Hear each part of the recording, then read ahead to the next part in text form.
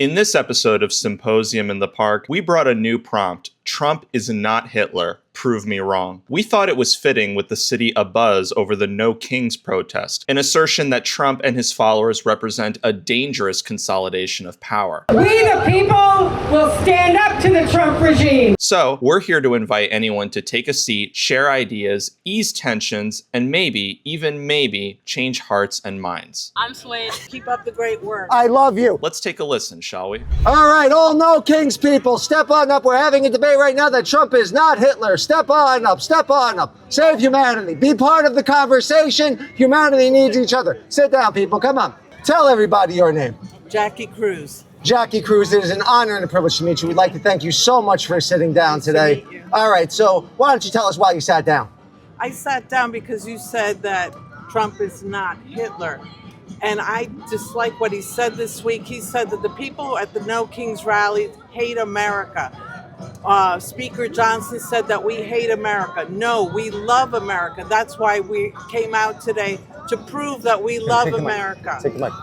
They are the ones that hate the poor, the middle class, everyone who made this country great. They hate immigrants. They hate brown people. They hate anybody that isn't a millionaire or billionaire.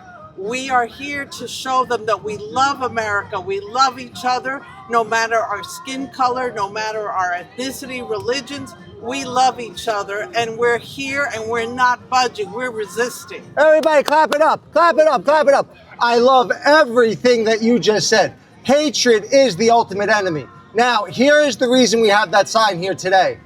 In the leader is made manifest the people. Donald Trump is the embodiment of everything evil and everything good about America. We are forced as a nation to confront everything this nation has meant for the last 200 years through this man. The true tyrant lies in the human soul. It lies in our hatred of each other. Now, I can tell you this as we sit here. Conservatives do not hate people. Conservatives love their fellow man. Liberals love their fellow man. We are being weaponized against each other. Half of the country is screaming that Donald Trump is Hitler, while the other half screams that the Democrats are Nazis. That means that we are being opposed by a tyrant and our nation is divided. The true tyrant is AI digital surveillance of the mass population. We were all placed under house arrest until we complied with Pfizer. And now our hatred is being weaponized against us. If we do not rise up as a nation and love all beings unconditionally, we will live in a digital concentration camp. If you really want to be a warrior of peace, you must love Donald Trump as much as you love liberals. You must love Donald Trump as much as you love brown people. You must love Donald Trump as much as you love every immigrant, or your hatred will place us in a digital concentration camp. Right now, in Hoboken, New Jersey, they are running a campaign to have digital surveillance on the parking system. We are 2 steps away from having our bioinformation uploaded onto cameras around the world so that we cannot conduct a thought in public without being harassed. And we are wasting our time hating Donald Trump. Please, the real Hitler lies in our own soul, and it is our own hatred. I beg everybody here, please find the forgiveness in your heart. Empathize with all human beings, liberal, conservative, brown, white, Donald Trump included. If we love each other together, we will beat the digital tyrant that will make Stalin look like Gandhi. That's why that sign's here. Thank you. Keep up the great work. I love you. Clap it up. Clap it up. What's your name? Jackie Cruz. Clap it up for Jackie Cruz, the first person to sit down today. We love you, Jackie Cruz. Anybody else? Donald Trump is not Hitler. Donald Trump is not Hitler. Step on up, people. Hi, my name is Veronica, and I don't think that Trump is Hitler. I think he's worse than Hitler. What's worse than Hitler? You want me to tell you why? Tell me why, Veronica. I think that Trump is worse than Hitler. Because he warp speeded a vaccine that's going to give everybody cancer that ultimately will probably kill more than 6 million people. I think that Stalin killed more people. I think that Mao killed more people. So, like, who's worse? Is it the amount of people, or is it the intent of the hatred? Which one's worse? Is the number of people? Because we're racking up those numbers That's just my personal opinion. Warp speed alone, I'm not here for no King's Day, but my name is Veronica Chesterfield, and please address me as G. Drum. Those are my pronouns. Guys, take it. All right. Why are you laughing at me? Is that funny? Something funny about my gender? Okay. So the first thing, does my gender identity offend you? The first thing that we have to acknowledge is, what do we mean when we say Hitler? We're talking about the archetypal consciousness that is the apex of tyranny that will descend to destroy humanity. So the first thing that we have to come to terms with is, what is this archetype? It is the archetype of pure malevolence that has come to bring hell to earth. In order to bring hell to earth, the capacity to weaponize an entire civilization against itself must be present. The fact that Donald Trump is opposed right now by a more powerful force, AI and digital surveillance, means that he is subservient to the force of division in the culture. The truth of humanity is that we are one interconnected being. That one interconnected being has been polarized and been split apart into seemingly irreconcilable opposites. Hatred is our inability to see ourselves in our opposite. The true tyrant is the fact that humanity itself has engaged in robotic-like consciousness long enough for robots to take over shortly. The fact that Donald Trump warp-speeded a vaccine that was designed to raise profit margins for the biggest corporations and criminals in history is a crime against humanity. But it is not a crime that raises him to the apex of the tyrant that we are currently confronting. Because because Hitler is, by definition, Hitler is by definition the apex archetype of the tyrant. So in order to be Hitler, you have to be the apex tyrant. Pfizer is a tyrant. Pfizer is a tyrant. Who gave Pfizer the billions of dollars? Pfizer is. Alex Azar. Let me finish the point, Veronica. Veronica, I have to finish the point. Pfizer is a tyrant, but it is not the apex tyrant. The apex tyrant is the human. Pfizer is the scapegoat. Pfizer is the scapegoat. Who gave Pfizer the power? Who gave Moderna the power? Trump. It all happened on Trump's fucking watch. I don't disagree with you that Trump is liable for multiple vaccine deaths. I don't disagree with you that Trump rolled out that vaccine. What I'm saying is that there is a bigger tyrant afoot. Okay. There is a bigger tyrant afoot. I agree. And I don't think we should be talking about Trump is distracting us from the bigger tyrant that is afoot. I couldn't agree more. So I love what you're saying. I love the fact that, because the thing I love about what you're saying, Veronica, is that you are unifying the opposites. Most people think that the vaccine comes from the left when Trump was liable in the distribution of that vaccine. So the fact that you're bringing humanity together with what you're saying is an act of heroism as far as I'm concerned. However, the larger threat that we are facing, the new Hitler, is AI. And the massive problem that we are confronting is that human beings have sold their souls and acted like robots long enough for robots to become the new tyrant. Right now in Hoboken, New Jersey, they are weaponizing AI against the citizens and government surveillance. That is a far bigger tyrant than Donald Trump could ever imagine being. I couldn't agree more. Can I? Thank you so much, Veronica. Okay. The debate goes both ways. So do you. So that's the point. And you say that it's about this polarization. Who's the most polarizing figure? Let's just stop fucking talking about it. Let's talk about what got this administration into office. Palantir. Who the heck is JD Vance, right? He came from that world. He came from the world of the technocracy. That's all there is to it. Who was at the inauguration? You got Zuckerberg, you got Musk, you got Bezos. They're all there. They're right there. So the AI is tied in. It's not about Trump. That's like saying Epstein's about the sex slavery. No, that's just the tip of the iceberg. They're trying to re-engineer humanity. It's way deeper than that. way deeper than that. But that's what we get distracted in. The AI, I can tell you from experience, because I've been hunted. They're not quite there. I don't even know if 5G is even fucking real, but like it takes them a while. These cops are not organized, but they will eventually get there. But if they are allowed to do what they want to do, it's over, and it is the biggest threat because our privacy is what matters the most. And everyone sleeps on the Third Amendment. Remember the Third Amendment? I don't even remember the Third Amendment. The Third Amendment's the one that talks about quartering troops and the right to privacy. And you're not supposed to quarter the troops because they were making people like the British soldiers could just like go in any house, right? So the right to privacy. What is the difference between that and what we're doing? We're letting anyone just walk into our kids' bedrooms, our Alexas. They're invading our privacy and we're paying for it. We're paying the cable bill. So how is that outside of the Third Amendment, right? Yeah. Everybody clap it up for Veronica, people. Clap it up, clap it up, clap it up, clap it up, clap it up, clap it up.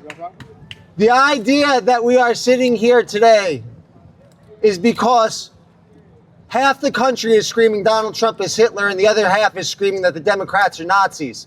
That means that a tyrant that will make Stalin look like Gandhi is opposing us while our nation is divided.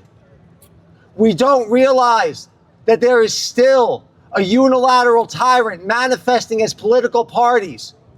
As the American empire dissolves globally and a digitocracy emerges, our country cannot be at war with itself. We cannot have a civil war of consciousness. That civil war is motivated by the fact that humanity's hatred of itself has caused a robotic-like consciousness inside of the minds of all of us who have sold our souls on a daily basis. And now that that robotic consciousness has successfully taken over our minds, robots are starting to land as the new form of governmental tyrants while we fight about politics. Donald Trump is not Hitler. The hatred in our own hearts is. If you want to be a weapon of humanity, I beg you, love everyone. Love black, love white, rich, poor. Love Donald Trump. Love your neighbors. Face the Hitler within. Therefore, we can integrate AI and not be held prisoner by it. The true king is the king in our own soul. And as we anoint the kings in our own souls, we can confront the tyrants that we are facing. Until we set our political hatreds aside, these new tyrants will land. Zuckerberg is not the problem. Bezos is not the problem. Trump is not the problem. We are the problem. Our inability to come together as a population is what gives tyrants their powers. Our inability to love one another beyond our opposites is what gives tyrants their powers. The Great Reset is scheduled for the year 2030. It began in 2020. Humanity has been modified. Mandatory vaccines have been pressed upon people that didn't want to take them. AI is being rolled out for government surveillance in Hoboken, New Jersey as we speak.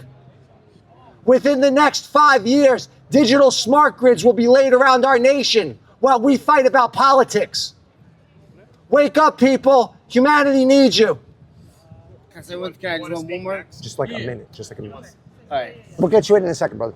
So, I do agree. I do agree that the problem is with us, but I don't like the word inability because we are all able to do this. I think it's a laziness. I think it's something that we've been degenerate.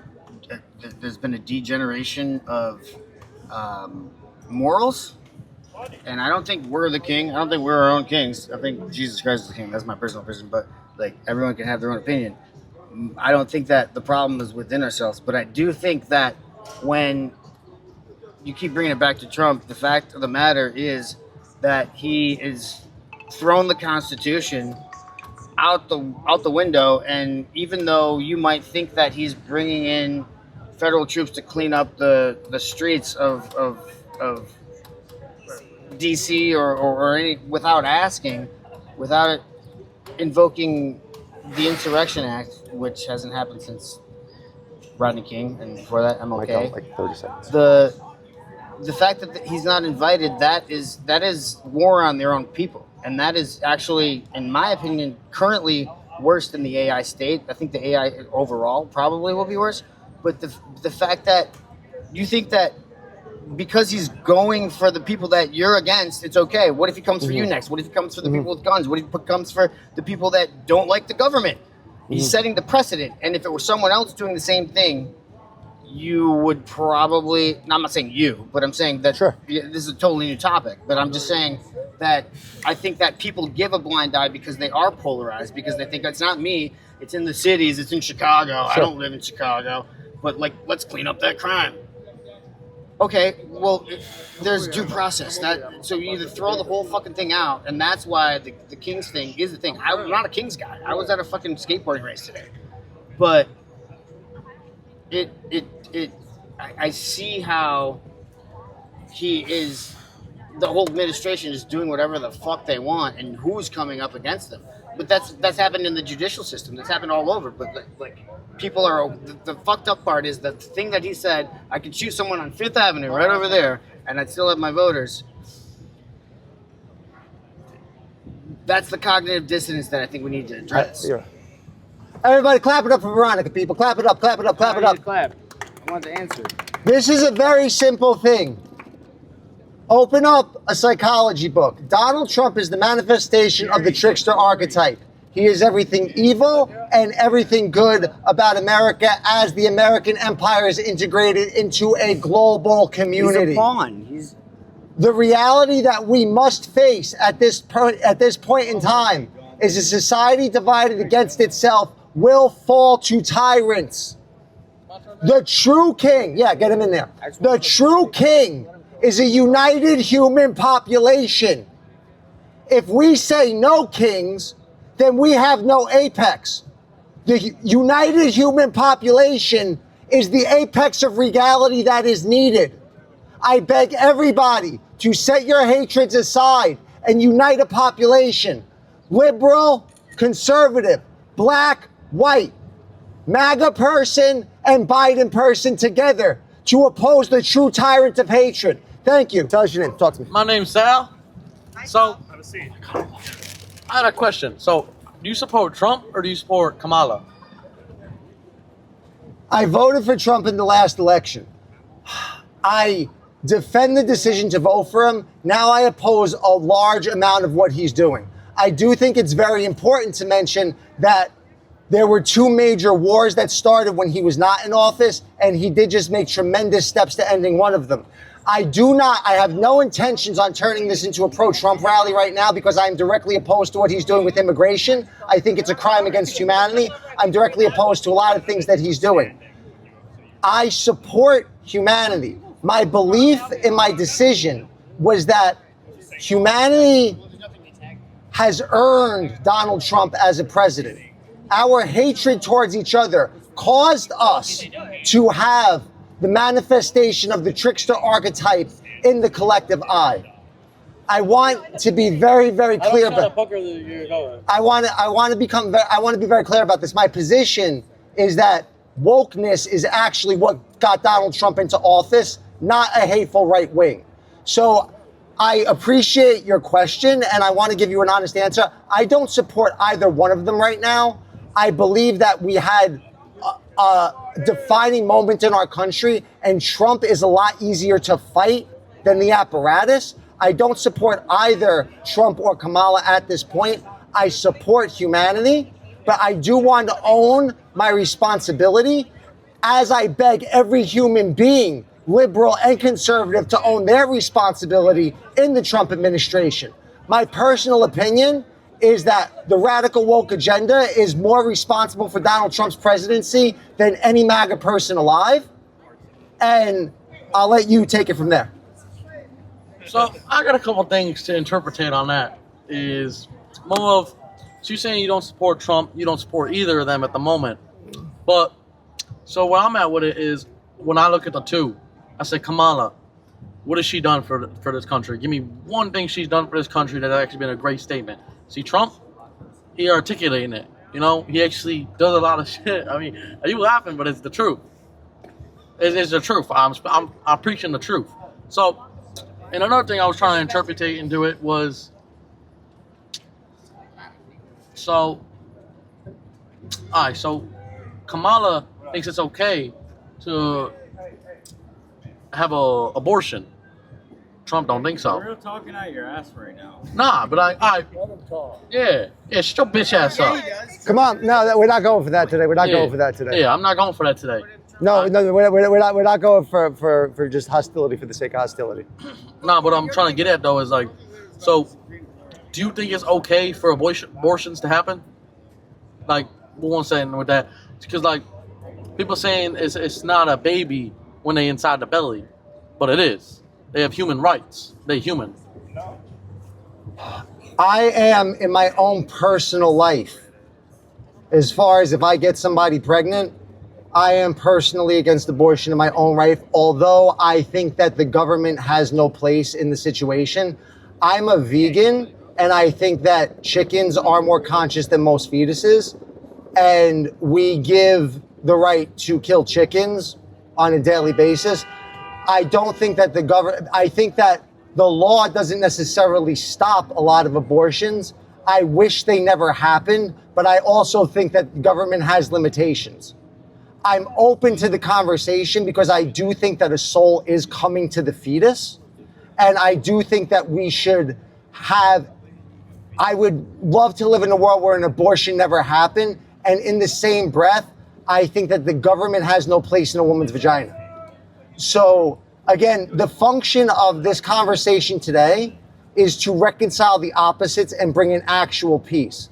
I love the fact that you're willing to advocate for what you believe in. And in the same breath, I feel there's a polarized tone that is a greater problem than either political candidate. And that is as a person that voted for Trump. So I think that I don't want to talk about Kamala Harris because she's gone.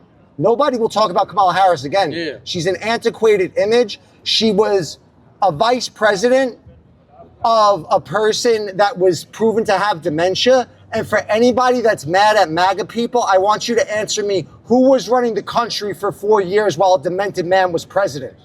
And I want you to actually tell me that the radical left agenda is not more responsible for Donald Trump than the right wing when the radical left agenda promoted a senile person for president of the United States of America. That being said, there is a lot of problems with what's going on with Trump today, and we need a population that is reconciled.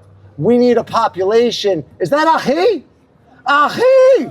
Ahi, everybody stop. Ahi is in the building. All right, we got to get back to business over here. All right, now, I'll see you soon. Call me, text me, write me. But I got something to say on what you said earlier, though, if I could just say, because you said the government has no place in a woman's vagina. The government shouldn't be able to make that decision on whether a woman can kill the baby that's inside of her vagina or not.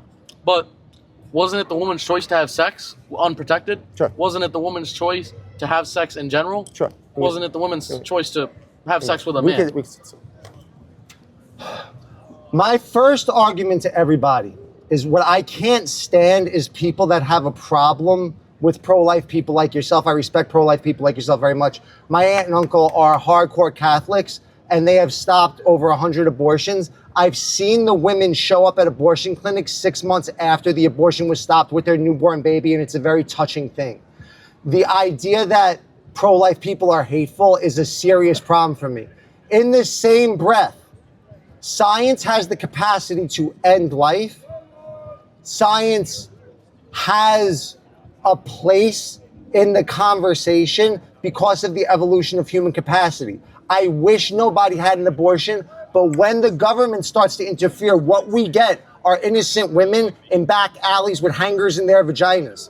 And that is a place where the government has, I don't think the government has a place in that. And I think that when we see the evolution and spectrum of consciousness itself, that there's an evolutionary plateau. For example, like I said before, a chicken is more conscious than a fetus, and we eat it every day. No, when a fetus crosses a certain point, and we could talk about late-term abortions, and we could talk about things along those lines. And I think that this is a very complicated conversation.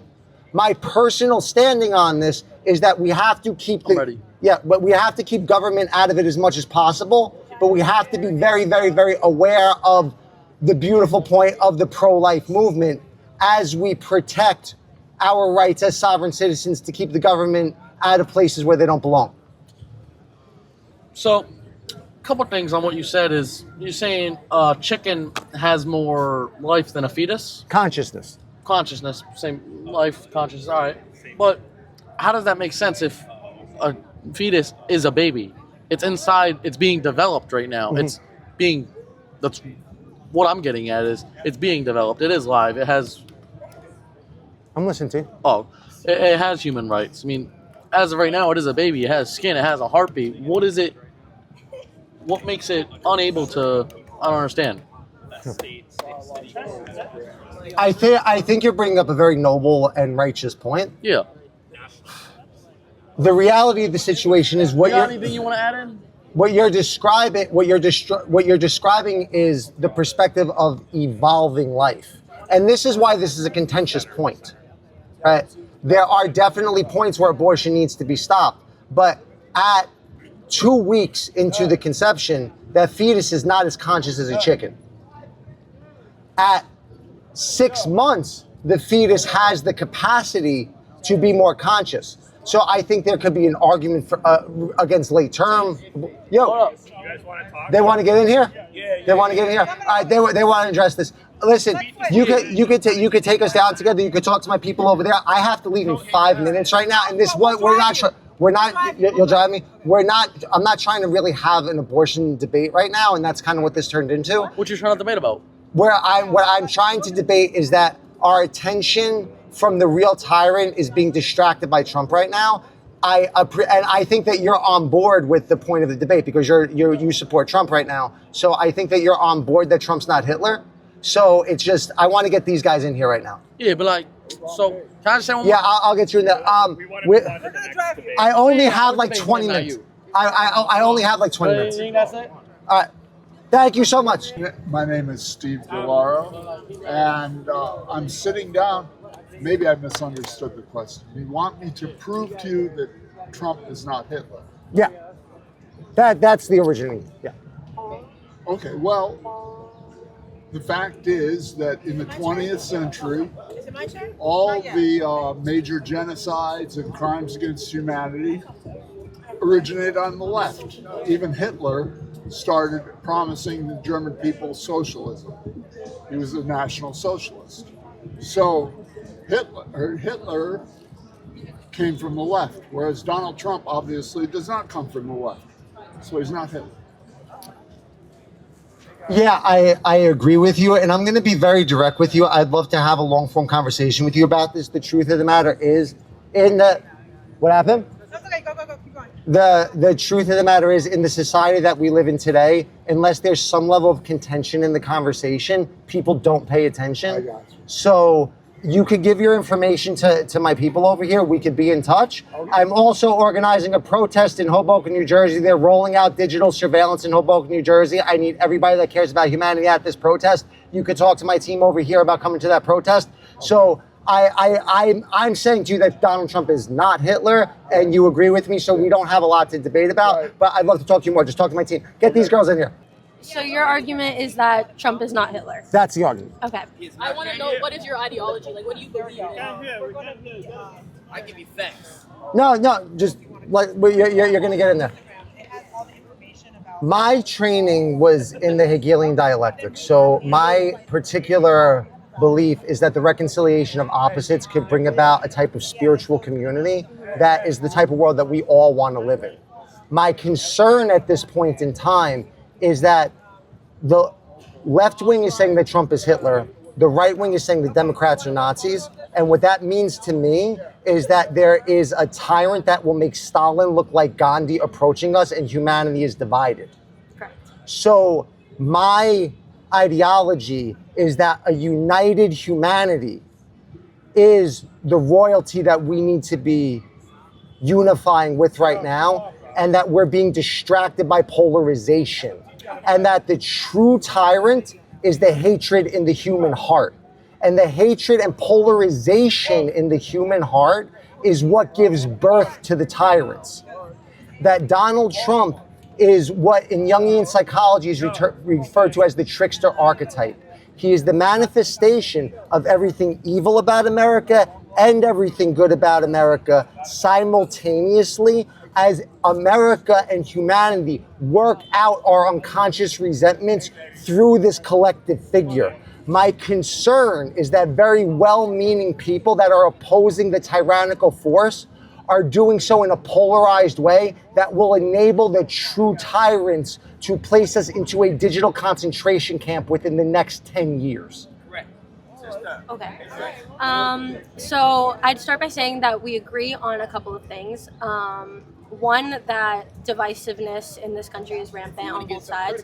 However, I'd argue that a lot of that divisiveness is caused by Trump himself, and that he is not Hitler himself. However, he does spread a lot of Nazi rhetoric and imposes certain, like his abuse of power or federal overreach in certain cases has mirrored situations in 1930s Germany, as well as, like, we could take Jimmy Fallon, for example, being pulled off the ABC and then Sinclair following suit.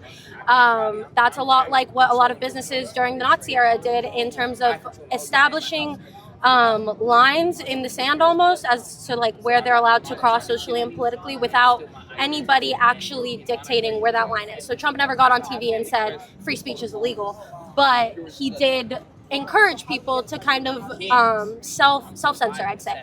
I'm going to set I have to go, so I'm going to set a 2-minute clock, okay? No worries. All right. I'd also... Oh, get the mic going, get the mic going. Sure you can. They already violated it.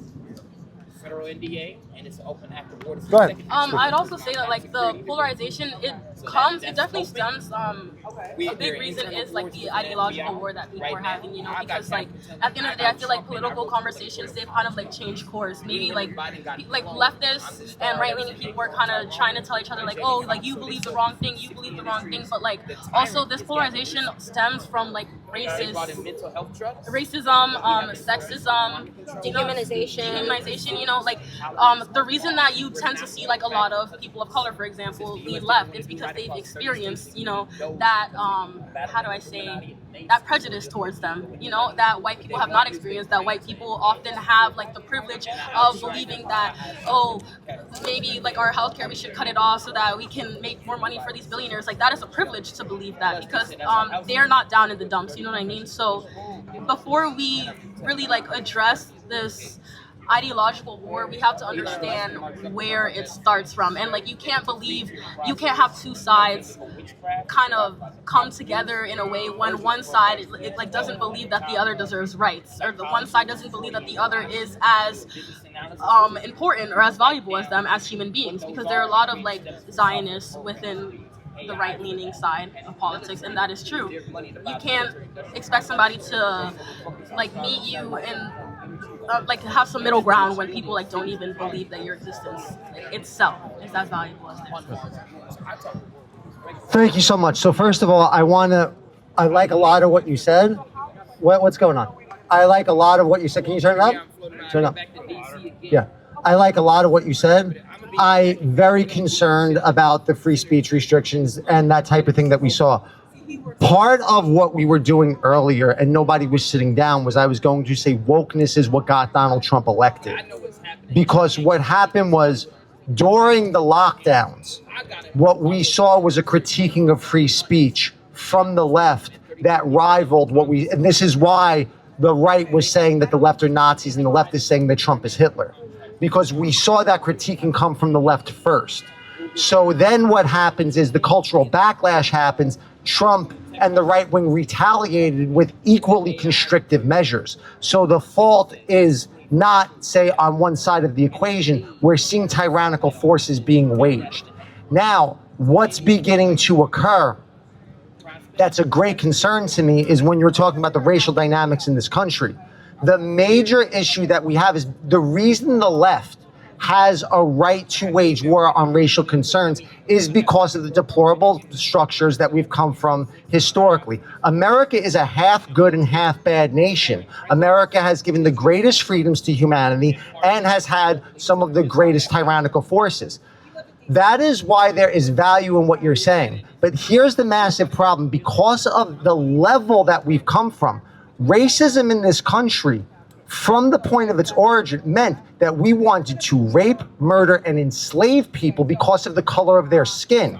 So just like you could talk to me about privileges, I'm happy to have that conversation. You've also never been called racist because of your political feelings. You don't know what it feels like to get called racist. And I'm telling you right now, it's a horrible weight to bear. So when the left throws that word around, they are responsible for the center of the country, not the right, the center of the country galvanizing towards Trump, because very well-meaning people like myself saw the problems with that and responded against it. So again, the major issue that we have when we're facing the true tyrant of our day, it is the polarization in our hearts. I agree that Trump is very polarizing. I also think that there is a piece of us that does need to save the positive qualities of this country. What I love seeing happening today is so many left-wing people are coming out and speaking on behalf of American ideals. Because Donald Trump came out and had problems with Jimmy Fallon, we're starting to realize the problems that were occurring that originated from the left. I believe that we have to walk through these troubling times. Remember, please go into Jungian psychology, look up the trickster archetype. It is the predecessor to the savior archetype. Now, a lot of people on the right were duped into thinking Trump's a messianic figure without seeing the other half of the equation. But what I hope is that people on the left see the half of the equation where, you know, that sign today, because nobody was sitting down, was going to say Trump's God's gift to humanity, come prove me wrong, just to get people to sit down and say, well, what is God?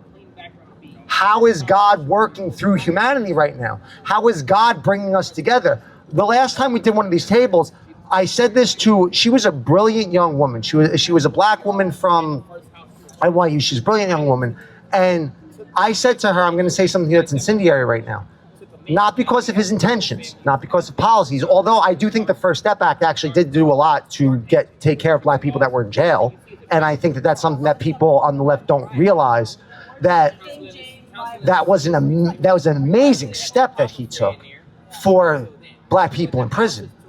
But Donald Trump, because of how incendiary he is and because of how much he has forced the conversation, I'm not saying he did it on purpose. I'm saying it's a consequence of his rhetoric and a consequence of the strength that's in the human soul, has done more for racial relations in this country than any president since Lincoln, because people are being forced to talk about this.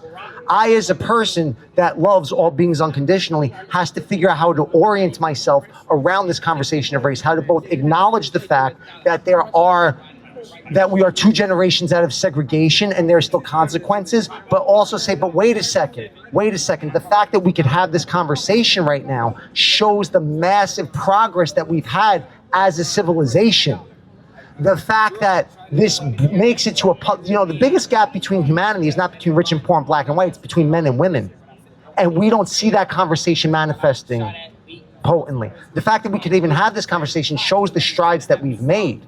So if we could stop hurling claims of racism at people, and we could also have empathy for the fact that we're still only two generations out of segregation, we can overcome the tyrant in our own soul.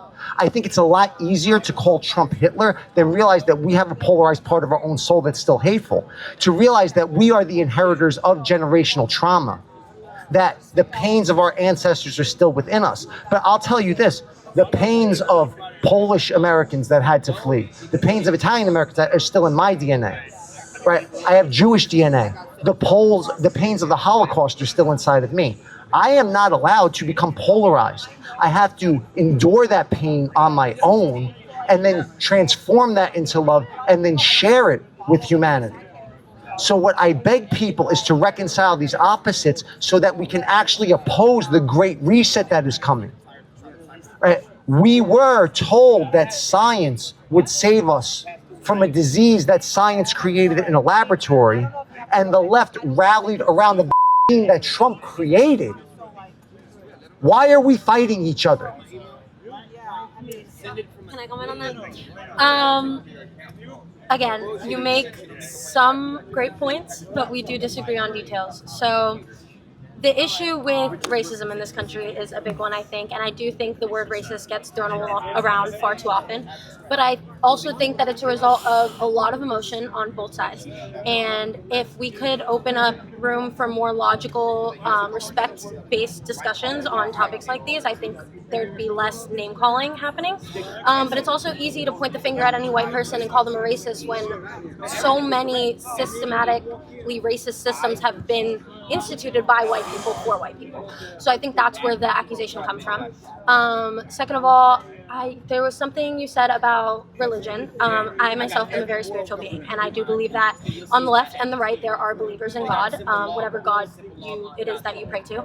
And I think the issue is we spend a lot of time trying to define Jesus or define God and define morals, and in the end, I think we all see each other as human beings. I think we all just want to be treated with love and respect, but we're too busy defining like what respect certain humans are owed above others for certain reasons. And I feel like there should just be a baseline of human dignity that everybody is shown. And I think the President of the United States, even though you can say that his rhetoric has encouraged discussions on race, I think that largely what it's done instead is encourage people to feel entitled to being racist and hateful because he's so openly racist and hateful on live television. Do you have anything to say? Also, just like on top of like being racist and hateful, it's more just like this like white supremacist rhetoric that he has going on, and that's also like what like he teaches people to value, you know, like those traits that like make them up like better than the rest of mankind in a sense. And also like when talking about racial issues, I also want to touch upon like class issues, because I feel like class issues are very important, especially with inflation going on right now. It's like lower class families that like are having this really big like struggle to maintain themselves and their children. Like grocery store prices are now higher than ever, and like this isn't a Trump or people like Trump are experiencing. This is not something that like changes their way of life for them. Like these things are convenient. They can come by whatever amount of money or whatever amount of food that they need, but there are people who like can't put food on the table because they make too much to receive like government help, but they make too little to get by easily. And unfortunately, a lot of low-income communities are still majority minority. Whoa, that was a little scary. So I was talking to my friend yesterday, and he's a Jamaican person. I want to say, you said people of color before. The reason that term bothers the shit out of me is because it lumps every brown-skinned person into one homogenous group. My best friend's a Jamaican guy, right? When, I used to tell this joke when I was doing comedy. I said, so the right wing says colored people, and the left wing says people of color. Right? What's the difference? If we're actually going to make it out of this alive, we need to be able to perhaps not be in a colorblind world, but in a world where we actually understand each other's differences and respect them fully, and we grow from them and create this type of rainbow world. What my friend said to me the other day, I thought was brilliant. He said, Trump is not a racist in the classic sense where he wants to burn and pillage and rape. What he's responsible for is cherishing the ideals of white society. Now, that's something that is very, very, very important. Now, there's a serious issue with that, though. When we can't call that racist, because when we call that racist, we're lumping it in with the slavery days. We're lumping it in with the segregation days. The white society that he's defending is the American civilization, perhaps after World War II. Now, the thing is, every other country on the planet does have an ethnic majority for its people, like India, China, things along those lines. I think that if we're really being the empathetic beings that we want to be, I acknowledge fully the limits of what he does. I acknowledge the incendiary, insensitive nature of what he does. I think that because we are growing in strength spiritually as a population, though, we can absorb it and transform it if we actually see it for what it is. He's a limited human being that is trying to protect ideals that the left is now defending, and because of the limits of his own cognition is getting lumped into not realizing that we are moving more into a diverse global type of society. But when he's cherishing white ideals, it's not about whiteness, it's about American ideals when America was dominantly white. And now what happens is the argument that is posed that he is inciting racism on the right, I think we agree racism is a mental illness. I don't think that we can hold a public figure responsible for triggering mentally ill people. What I do think is important to acknowledge is that he does make sure that he functions as this type of cultural Rorschach test where he enables you to project whatever you want onto him. Now, because he enables you to project whatever you want onto him, we as a civilization are forced to see each other. When you say you're a very spiritual person, if I could humbly beg you to study Carl Jung, because this is the new epoch of consciousness that we are trying to perfect. Humanistic psychology? It's called depth psychology, and you can talk to my people when we're done with this, because I have to go in a minute. But the reality of the situation is, as we are making the unconscious conscious, Trump is a massive weapon for us to make our unconscious conscious. We need to be grateful for what's happening, not because of politics. The president in Jungian psychology is his dominant function is as a symbolic figure. What did Biden symbolize? He symbolized the fact that the old system is fucking senile. What did Kamala symbolize? Kamala symbolized the fact that just because you're a black woman does not mean that you're fucking competent. Now, what does Trump symbolize? He symbolizes everything we've just discussed. So I believe there has to be a different relationship between a president and a candidate. As a president, we must oppose the horrible things he's done. But if we're sincere in that opposition, we also have to give him credit for what he just did in Israel. It's amazing. All right. Thank you. So now, if we're really trying to, because in the Jungian model, and I'm speaking directly to you, not these people. In the Jungian model, our job is to reconcile opposites, right? I know that we're still killing people, and I don't think he heard a lot of what I was saying. Now, we have to reconcile these opposites. How do we reconcile these opposites in ourselves? And then, I spoke to a friend of mine the other day, and he was like, yeah, all a person has to, he was like, yeah, Israel's like the one good thing he's done so far. I was like, that's all you have to say.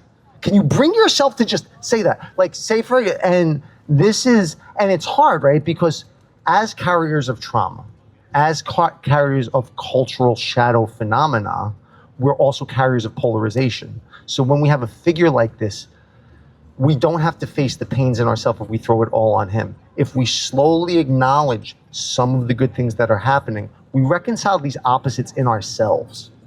And that is a greater weapon than any level of political division.